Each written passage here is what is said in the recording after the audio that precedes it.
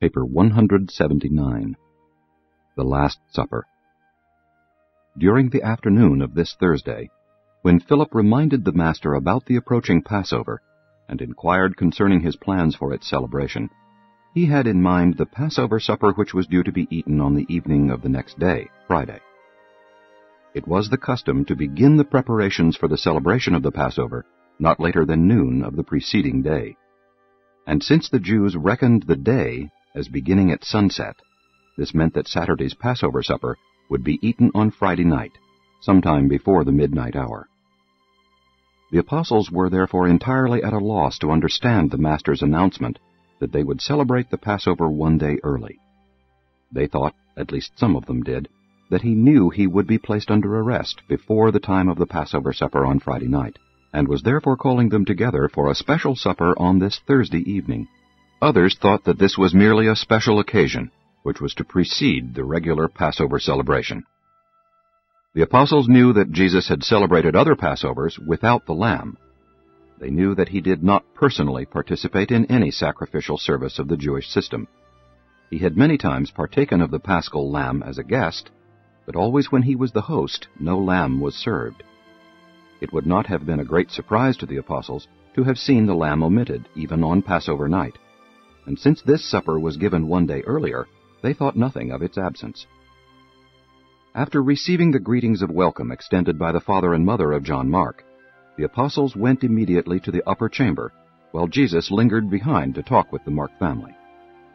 It had been understood beforehand that the Master was to celebrate this occasion alone with his 12 apostles. Therefore, no servants were provided to wait upon them. 1. The desire for preference. When the apostles had been shown upstairs by John Mark, they beheld a large and commodious chamber which was completely furnished for the supper, and observed that the bread, wine, water, and herbs were all in readiness on one end of the table. Except for the end on which rested the bread and wine, this long table was surrounded by 13 reclining couches, just such as would be provided for the celebration of the Passover in a well-to-do Jewish household. As the 12 entered this upper chamber, they noticed just inside the door the pitchers of water, the basins, and towels for laving their dusty feet. And since no servant had been provided to render this service, the apostles began to look at one another as soon as John Mark had left them, and each began to think within himself, "Who shall wash our feet?" And each likewise thought that it would not be he who would thus seem to act as the servant of the others. As they stood there debating in their hearts, they surveyed the seating arrangement of the table, taking note of the higher divan of the host, with 1 couch on the right, and 11 arranged around the table, on up to opposite this second seat of honor, on the host's right. They expected the Master to arrive any moment, but they were in a quandary as to whether they should seat themselves or await his coming, and depend on him to assign them their places. While they hesitated, Judas stepped over to the seat of honor at the left of the host, and signified that he intended there to recline as the preferred guest. This act of Judas immediately stirred up a heated dispute among the other apostles. Judas had no sooner seized the seat of honor than John Zebedee laid claim to the next preferred seat, the one on the right of the host. Simon Peter was so enraged at this assumption of choice positions by Judas and John that as the other angry apostles looked on, he marched clear around the table and took his place on the lowest couch, the end of the seating order, and just opposite to that chosen by John Zebedee. Since others had seized the high seats, Peter thought to choose the lowest, and he did this not merely in protest against the unseemly pride of his brethren, but with the hope that Jesus, when he should come and see him in the place of least honor, would call him up to a higher one, thus displacing one who had presumed to honor himself. With the highest and the lowest positions thus occupied, the rest of the apostles chose places, some near Judas and some near Peter, until all were located. They were seated about the U-shaped table on these reclining divans in the following order: on the right of the Master, John; on the left, Judas; Simon Zelotes, Matthew, James Zebedee, Andrew, the Alphaeus twins, Philip, Nathanael, Thomas, and Simon Peter. They are gathered together to celebrate, at least in spirit, an institution which antedated even Moses, and referred to the times when their fathers were slaves in Egypt. This supper is their last rendezvous with Jesus. And even in such a solemn setting, under the leadership of Judas, the apostles are led once more to give way to their old predilection for honor, preference, and personal exaltation. They were still engaged in voicing angry recriminations when the Master appeared in the doorway, where he hesitated a moment as a look of disappointment slowly crept over his face. Without comment, he went to his place, and he did not disturb their seating arrangement. They were now ready to begin the supper, except that their feet were still unwashed, and they were in anything but a pleasant frame of mind. When the Master arrived, they were still engaged in making uncomplimentary remarks about one another, to say nothing of the thoughts of some who had sufficient emotional control to refrain from publicly expressing their feelings. 2. Beginning the supper. For a few moments after the Master had gone to his place, not a word was spoken. Jesus looked them all over, and relieving the tension with a smile, said, "I have greatly desired to eat this Passover with you. I wanted to eat with you once more before I suffered, and realizing that my hour has come, I arranged to have this supper with you tonight, for as concerns the morrow, we are all in the hands of the Father, whose will I have come to execute. I shall not again eat with you until you sit down with me in the kingdom which my Father will give me, when I have finished that for which he sent me into this world." After the wine and the water had been mixed, they brought the cup to Jesus, who, when he had received it from the hand of Thaddeus, held it while he offered thanks. And when he had finished offering thanks, he said, "Take this cup, and divide it among yourselves. And when you partake of it, realize that I shall not again drink with you the fruit of the vine, since this is our last supper. When we sit down again in this manner, it will be in the kingdom to come." Jesus began thus to talk to his apostles because he knew that his hour had come. He understood that the time had come when he was to return to the Father, and that his work on earth was almost finished. The Master knew he had revealed the Father's love on earth, and had shown forth his mercy to mankind, and that he had completed that for which he came into the world, even to the receiving of all power and authority in heaven and on earth. Likewise, he knew Judas Iscariot had fully made up his mind to deliver him that night into the hands of his enemies. He fully realized that this traitorous betrayal was the work of Judas, but that it also pleased Lucifer, Satan, and Caligastia, the prince of darkness. But he feared none of those who sought his spiritual overthrow any more than he feared those who sought to accomplish his physical death. The Master had but one anxiety, and that was for the safety and salvation of his chosen followers. And so, with the full knowledge that the Father had put all things under his authority, the Master now prepared to enact the parable of brotherly love. 3. Washing the apostles' feet. After drinking the first cup of the Passover, it was the Jewish custom for the host to arise from the table and wash his hands. Later on in the meal and after the second cup, all of the guests likewise rose up and washed their hands. Since the apostles knew that their Master never observed these rites of ceremonial hand-washing, they were very curious to know what he intended to do when, after they had partaken of this first cup, he arose from the table and silently made his way over to near the door where the water pitchers, basins, and towels had been placed. And their curiosity grew into astonishment as they saw the Master remove his outer garment, gird himself with a towel, and begin to pour water into one of the foot basins.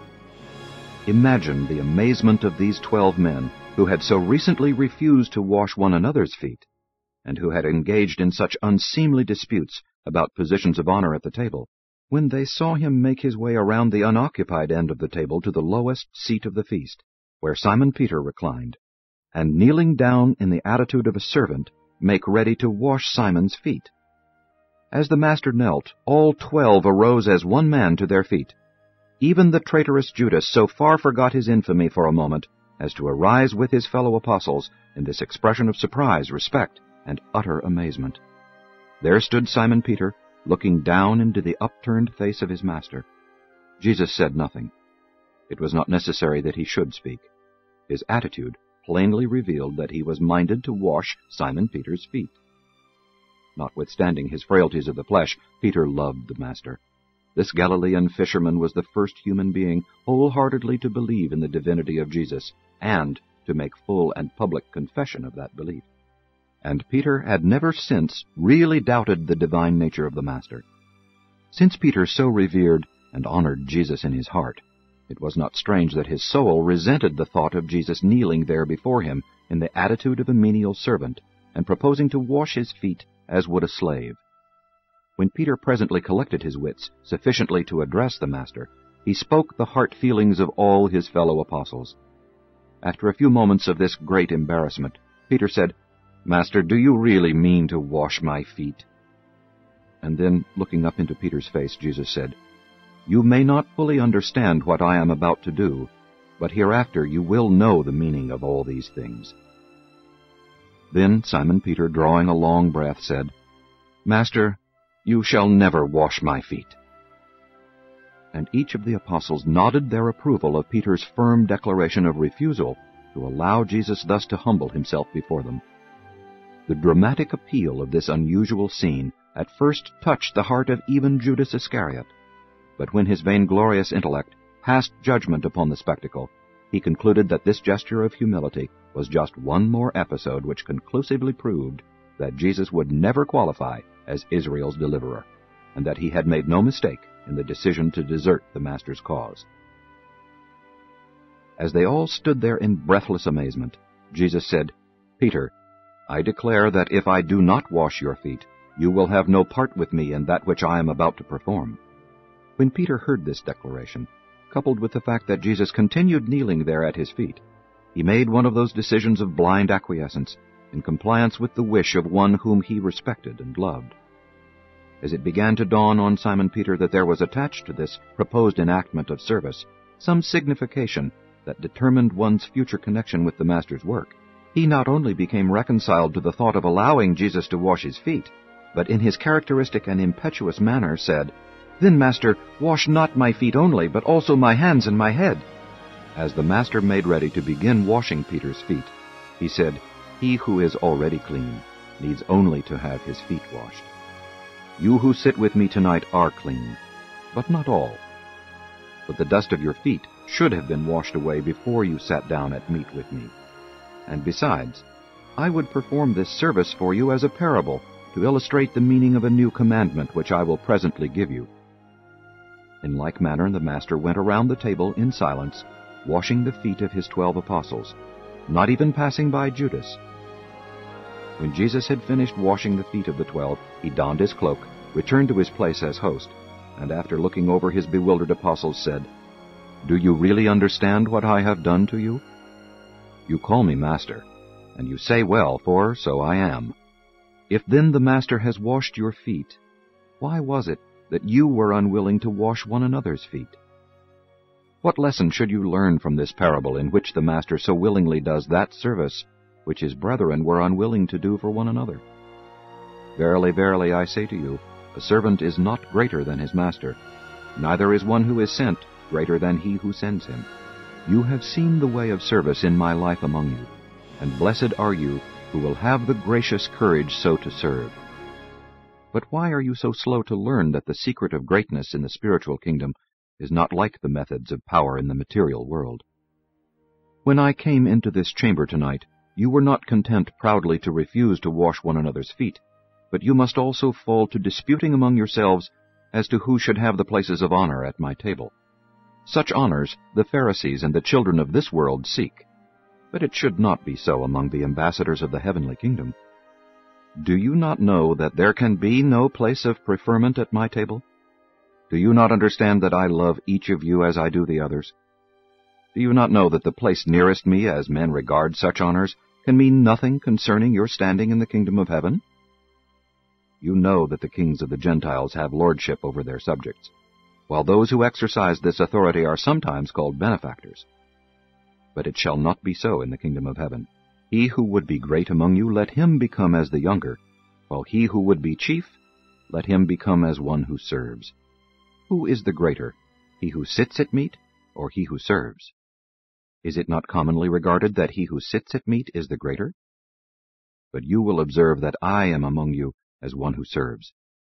If you are willing to become fellow servants with me in doing the Father's will, in the kingdom to come you shall sit with me in power, still doing the Father's will in future glory." When Jesus had finished speaking, the Alphaeus twins brought on the bread and wine.